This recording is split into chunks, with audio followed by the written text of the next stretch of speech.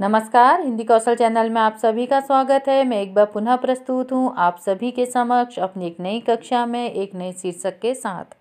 और आज की कक्षा में हम पढ़ने जा रहे हैं कक्षा 9 की हिंदी पाठ्य पुस्तक क्षितिज भाग 1 में संकलित कविता बच्चे काम पर जा रहे हैं। और आज की कक्षा में हम बच्चे काम पर जा रहे हैं कविता की संदर्भ सहित व्याख्या करेंगे, जिसके रचयिता हैं राजेश जोशी जी। तो आइए शुरू करते हैं आज की कक्षा, जिसका शीर्षक होगा बच्चे काम पर जा रहे हैं। तो हमेशा की तरह आइए शुरुआत करते हैं कविता पाठ से। तो पढ़ते हैं कविता का पहला पद्यांश। कोहरे से ढकी सड़क पर बच्चे काम पर जा रहे हैं, सुबह सुबह बच्चे काम पर जा रहे हैं। हमारे समय की सबसे भयानक पंक्ति है यह, भयानक है इसे विवरण की तरह लिखा जाना चाहिए इसे सवाल की तरह। काम पर क्यों जा रहे हैं बच्चे। बहुत ही सुंदर कविता है। बाल श्रम को केंद्रित करके यह कविता लिखी गई है। गहरे समाज बोध की कविता है, जो कि बाल श्रम की व्यवस्था को, उसकी पीड़ा को प्रदर्शित करती है। तो यहाँ पर कवि ने बड़ी ही भावपूर्ण अभिव्यक्ति की है इस पद्यांश में। इससे पहले कि हम इस पद्यांश का अर्थ जानें, आइए एक दृष्टि डालते हैं इस पद्यांश में आए कठिन शब्दों के अर्थ पर, अर्थात शब्दार्थ पर। तो शब्दार्थ इस प्रकार से हैं। कोहरे अर्थात धुंध, भयानक अर्थात डरावनी, विवरण अर्थात व्याख्या या वर्णन करना, सवाल अर्थात प्रश्न। शब्दार्थ के बाद आइए अब बारी आती है संदर्भ की। तो संदर्भ इस प्रकार से होगा कि प्रस्तुत पद्यांश कक्षा 9 की हिंदी पाठ्य पुस्तक क्षितिज भाग 1 में संकलित कविता बच्चे काम पर जा रहे हैं से लिया गया है, जिसके रचयिता हैं राजेश जोशी जी।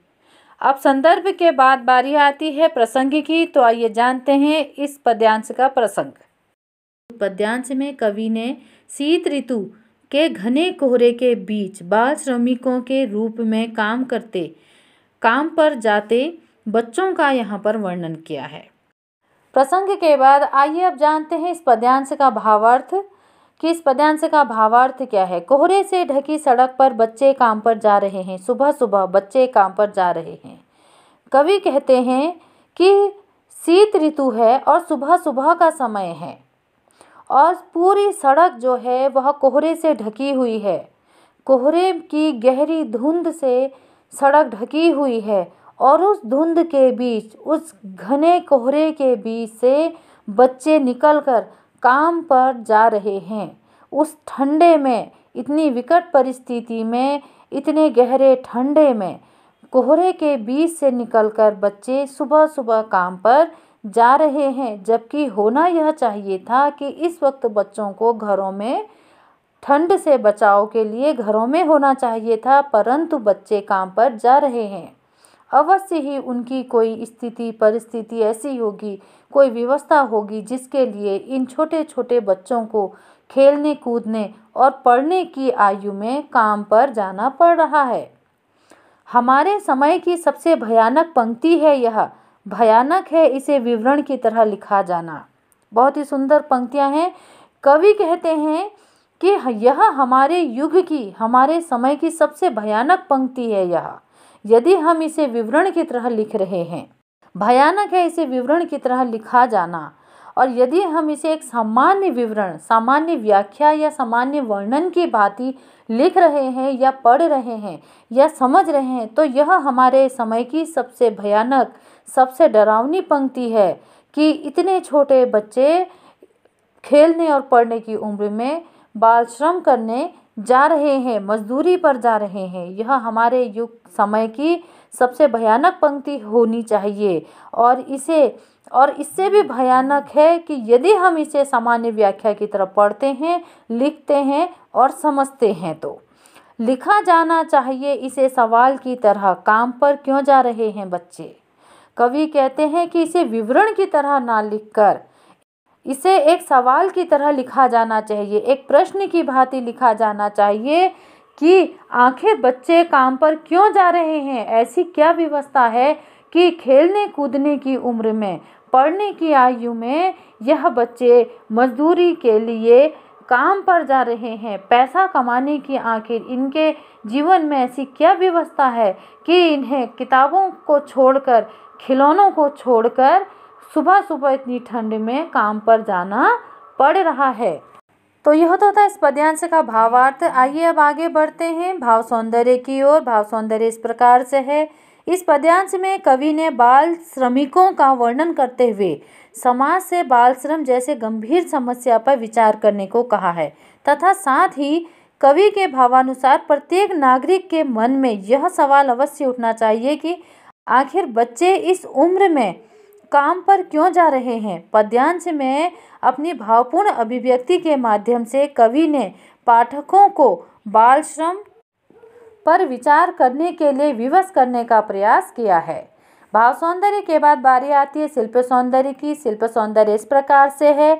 पद्यांश की प्रथम पंक्ति दृश्य बिंब प्रस्तुत करती है। सुबह सुबह में पुनरुक्ति प्रकाश अलंकार है। विवरण की तरह सवाल की तरह नई उपमाएं हैं। कोहरे से ढकी सड़क हमारे समय की सबसे में अनुप्रास अलंकार है।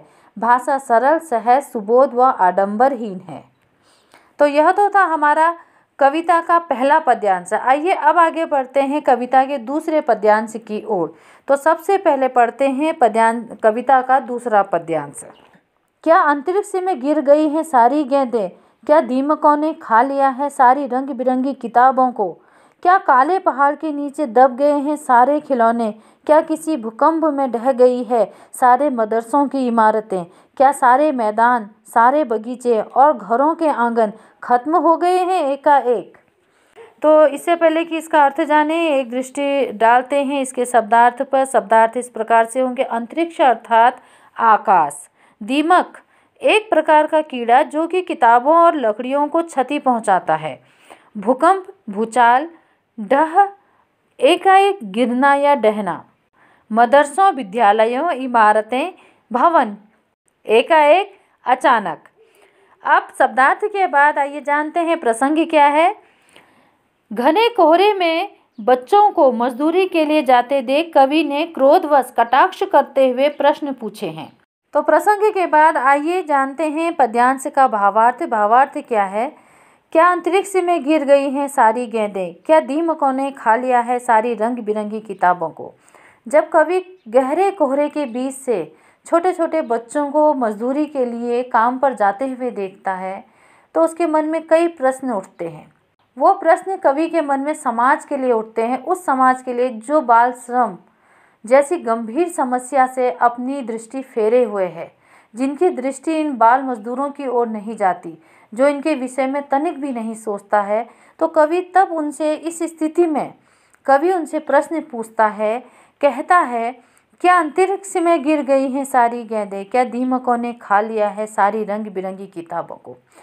कवि कहता है कि क्या जो ये बच्चे काम पर जा रहे हैं, क्या इनके खेलने की सारी गेंदें कहीं अंतरिक्ष में गिर गई हैं, कहीं अंतरिक्ष में खो गई हैं।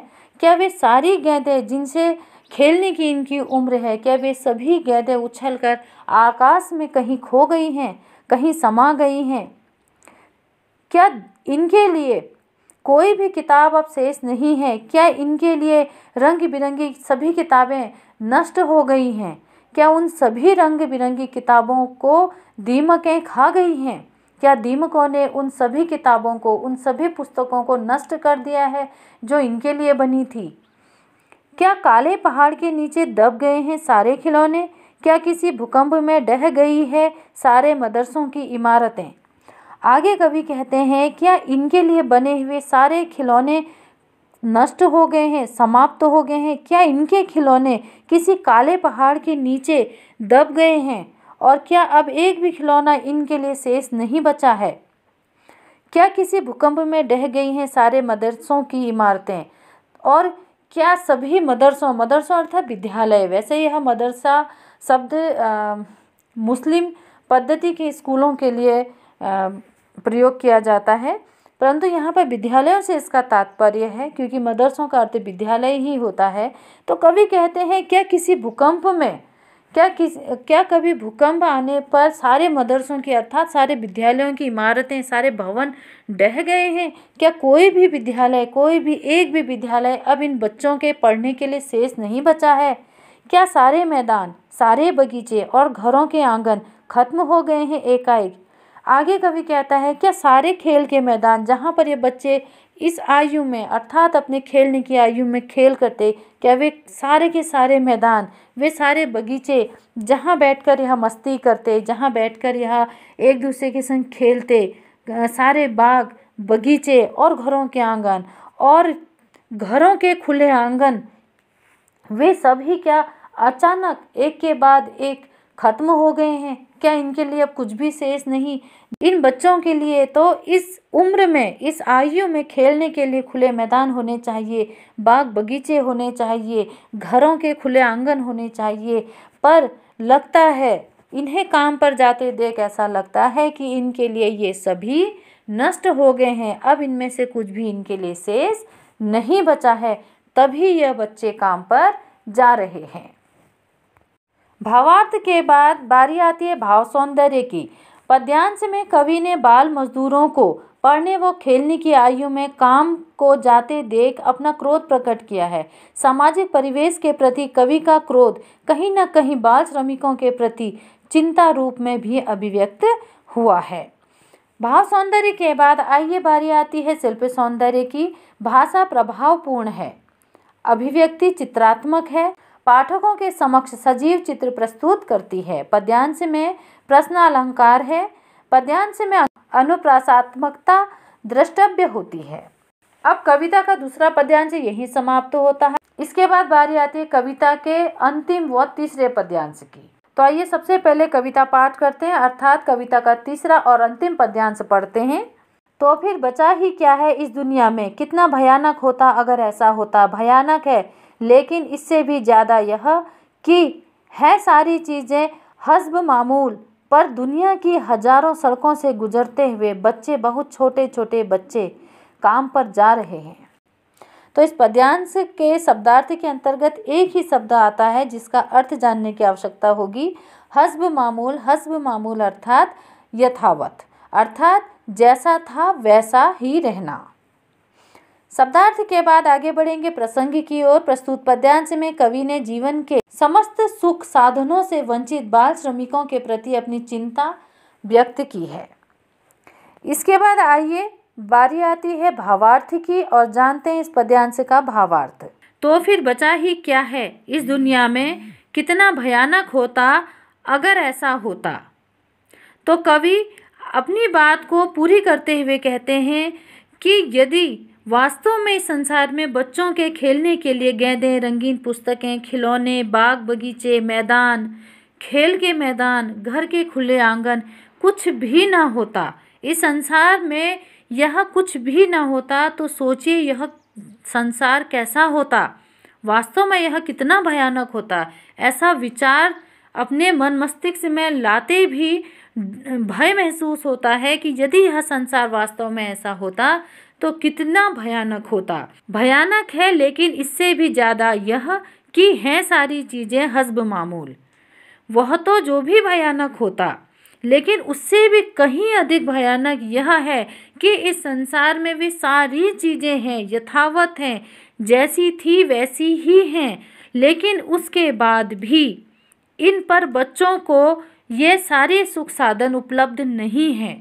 इन बच्चों को वे सारी सुख सुविधाएं, विकास की वे सारी सुविधाएं उपलब्ध नहीं हैं। इससे अधिक भयानक और क्या होगा कि सब कुछ होते हुए भी ये बाल श्रमिक इन सब चीज़ों से वंचित हैं। पर दुनिया की हजारों सड़कों से गुजरते हुए बच्चे, बहुत छोटे छोटे बच्चे काम पर जा रहे हैं। और इस दुनिया में जहाँ की सब चीज़ यथावत हैं, अपनी जगह पर हैं, इस दुनिया में ऐसे समय पर भी दुनिया के हजारों सड़कों से कई बच्चे, छोटे छोटे बच्चे आज भी सुबह सुबह काम पर, मजदूरी पर जाते हुए दिखाई दे रहे हैं। छोटे छोटे बाल